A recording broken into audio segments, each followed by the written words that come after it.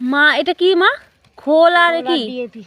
খোল আর ডিএপি আগেও তো দিয়েছিলে। 1 কিলো নিচ্ছি। ও আমার মানে মামি সব বলে দিচ্ছে। পরের বাচ্চা তোমাকে একটা ইউটিউব চ্যানেল খুলে দেবে মামি, তুমিও সব গাছের গোড়ায় দিয়ে হবে। হ্যাঁ, তারপরে ফল হবে। ফল হওয়ার পরে মামিকে দেবো, মামি তরকারি করে আমাকে পাঠাবে, আমি খাবো। এখানে মা মিক্স করে ফেলেছে। বাবা রে, আচ্ছা এগুলো যদি আমরা খাই কি হবে? আমরা কি বড় হয়ে যাবো? হ্যাঁ, ফুলে বালিশ হয়ে যায়। হ্যাঁ, আমার গাঁদা গাছগুলো একটু বেশি করে দেওয়া যেন বড় বড় ফুল হয়। কি কথা, বেগুন চাইতে বেশি বেশি করে দিচ্ছে, আর আমার গাঁদা চারা কোনো কি গোবিন্দ সেবায় লাগবে তো, তাড়াতাড়ি যেন হয়ে যায়। তো এখানে মা সব কপিয়ে টপিয়ে রেখে দিয়েছে, গোড়াতে সব সার। মা এখানে হচ্ছে ভুলে গেছে যে কুমড়ো গাছটাও আছে আমাদের এই সবজির মাঝখানে।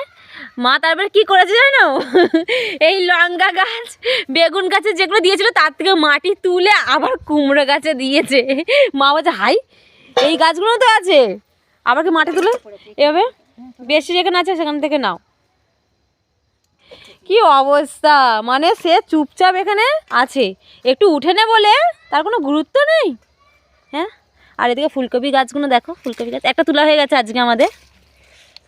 এ দেখো, এটা কত সুন্দর হয়েছে দেখো ফুলকপিটা।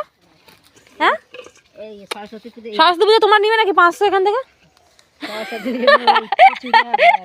সরস্বতী পুজোর জন্য, এটা সরস্বতী পুজোর জন্য রেখে দিয়েছে আমার মা, জানিনি থাকবে কি থাকবে না। চাপা দিয়ে দিই বাবা, শিশির লেগে ফুটে যাবে না। এই বড় একটা হয়েছিল ফুটে গেছে, তার জন্য মা তুলে নিয়েছে, আজকে তুলে নিয়েছে, এখন আছে ঘরের মধ্যে। তুমি দেখলে না মামি?